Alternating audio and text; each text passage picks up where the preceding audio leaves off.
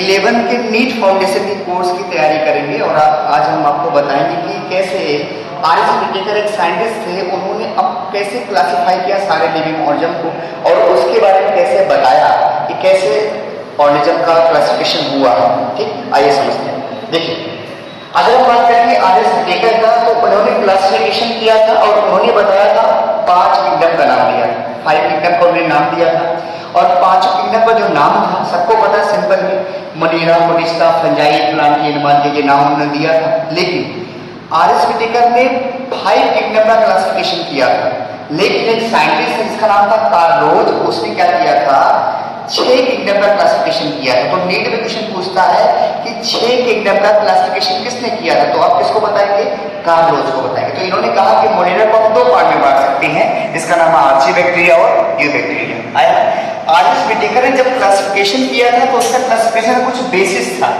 किस बेस पे क्लासिफिकेशन किया था आर.एस. व्हिटेकर ने, उसका हमें जानना होगा कि अगर आर.एस. व्हिटेकर ने 5 किंगडम बनाया था तो किस बेस पे बनाया गया था। तो उसका ट्रिक है सीटी मार फाइलो। क्या ट्रिक है, सीटी मार फाइलो।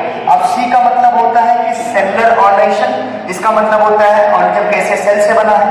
थैलस का मतलब होता है कि जब किसी ऑर्गेनिज्म का रूट, स्टेम, लीफ डिफरेंशिएट नहीं होता है, हम ये नहीं पता कर पाते हैं कि लीफ कौन सा है, रूट कौन सा है और स्टेम कौन सा है और लीफ कौन सा है, तो उसी को बोलते हैं थैलस। ये लिखा। और यम का मतलब होता है मोड ऑफ न्यूट्रिशन, कैसा खाता है। आर का मतलब रिप्रोडक्शन होता है और फाइलो का मतलब होता है फाइलोजेनिक। फाइलोजेनिक का मतलब सिंपली होता है कि जब इवोल्यूशनरी रिलेशनशिप पढ़ी जाती है तो क्या बोलते हैं, फाइलोजेनिक कहते हैं। समझ में आया। अब हम समझते हैं कि मोनेरा के बारे में। जैसे मैंने कहा, आपको बताया कि आर.एस. व्हिटेकर ने इतने सारे सिस्टम बनाए थे, मोनेरा, मोनिस्टा, फंजाई, प्लांटियन, मले। तो आइए समझते हैं मोनेरा के बारे में क्या होता है। आया ना। अगर आप मोनेरा की बात करेंगे तो मोनेरा जो होता है आपका प्रोकैरियोटिक नेचर का होता है, समझ में आया ना। और इसका सोल मेंबर कौन है, बैक्टीरिया है। लेकिन आपको मैं अभी बताने वाला कि प्रोकैरियोटिक का नेचर कितना होता है। प्रोकैरियोटिक का नेचर मतलब समझ सकते हैं क्या क्या होता है, उनका लक्षण क्या होता है। तो जो प्रोकैरियोटिक ऑर्गेनिज्म होते हैं उसमें न्यूक्लियर मेम्ब्रेन नहीं होता है, और न्यूक्लियर मेम्ब्रेन नहीं होगा तो उसमें जो न्यूक्लियस, मतलब अगर कोई कहता है कि प्रोकैरियोट में न्यूक्लियस कैसा होता है, बोलेंगे प्रोकैरियोट में न्यूक्लियस प्रिमिटिव होता है। प्रिमिटिव का मतलब होता है कि उसमें न्यूक्लियस का नाम न्यूक्लियोइड होता है, और न्यूक्लियोइड को हम इंसिपिएंट न्यूक्लियस और जीनोफोर कहते हैं।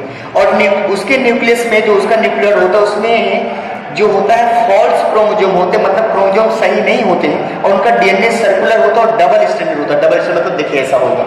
ओके, आइए समझते हैं।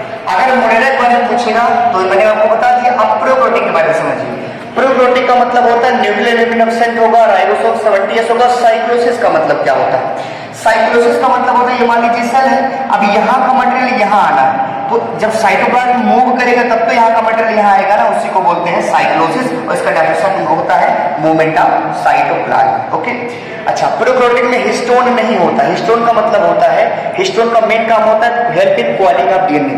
तो हमारा डीएनए होता है बहुत बड़ा होता है, समझ में आया। तो हमारा जो डीएनए होता है वो बहुत बड़ा होता है, उसको क्वालिंग करने के लिए, बांधने के लिए हिस्टोन लगता है। तो हिस्टोन क्या करता है, क्वालिंग करता है डीएनए का, लेकिन ये हिस्टोन आपका प्रोकैरियोटिक में नहीं पाया जाता है। अच्छा, एग्जाम्पल पूछेगा तो माइकोप्लाज्मा लिख सकते हैं, बैक्टीरिया लिख सकते हैं, आर्चीबैक्टीरिया लिख सकते हैं, साइटोबैक्टीरिया लिख सकते हैं। यहाँ कुछ टर्म लिखे गए हैं, अगर डीएनए का आपको फुल फॉर्म नहीं पता है तो देखिए, ये स्ट्रेट डीएनए है, डबल स्ट्रैंडेड। ये डीएनए का स्ट्रेट है और डबल स्ट्रैंडेड है, और ये क्या डीएनए सर्कुलर है, ये भी डबल स्ट्रैंडेड है। तो ये प्रोकैरियोटिक में होता है। तो आपसे पूछेगा डबल सर्कुलर डीएनए किसके अंदर पाया जाएगा, तो बोलेंगे माइटोकॉन्ड्रिया के अंदर, क्लोरोप्लास्ट के अंदर और प्रोकैरियोटिक के अंदर। ये बहुत इंपॉर्टेंट नीड के लिए।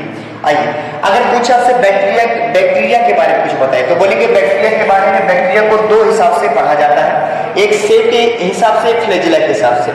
अगर सेप के हिसाब से पढ़ेंगे तो आपको पता होगा, अगर बैक्टीरिया का सेप सर्कुलर है तो उसे बोलते हैं कोकस, अगर रॉड जैसा है तो बैसिलस, अगर कॉमा जैसा है तो विब्रियो, और अगर स्पाइरल जैसा है उसको बोलते हैं स्पाइरिलम। और फ्लैजेला के हिसाब से बात करेंगे तो बैक्टीरिया इतने पार्ट में डिवाइड हो जाता है, जिसका ट्रिक है अम्मा लपक। क्या ट्रिक है, अम्मा लपक। ए का मतलब एट्राइकस, एम का मतलब मोनोट्राइकस, ए का मतलब एम्फीट्राइकस, और यल का मतलब लोफोट्राइकस, पी का मतलब पेरिट्राइकस, सी का मतलब स्फेरोट्राइकस। यहाँ देखिए, जब ऐसा कोई बैक्टीरिया हो जिसके पास फ्लैजेला ना हो उसको बोलते हैं एट्राइकस। ऐसा कोई बैक्टीरिया जिसके पास एक फ्लैजेला हो एक ही साइड है, मोनोट्राइकस। ऐसा कोई बैक्टीरिया जिसके पास 2 फ्लैजेला हो लेकिन 2 साइड पे हो और एक हो एम्फीट्राइकस। लोफोट्राइकस का मतलब होता है कि जब बैक्टीरिया के पास फ्लैजेला एक ही साइड में और बंच में, उसे क्या बोलते हैं, लोफोट्राइकस। और ऐसा बैक्टीरिया जिसके पास फ्लैजिला तो वो चारों तरफ हो, उसे बोलते हैं पेरिट्राइकस।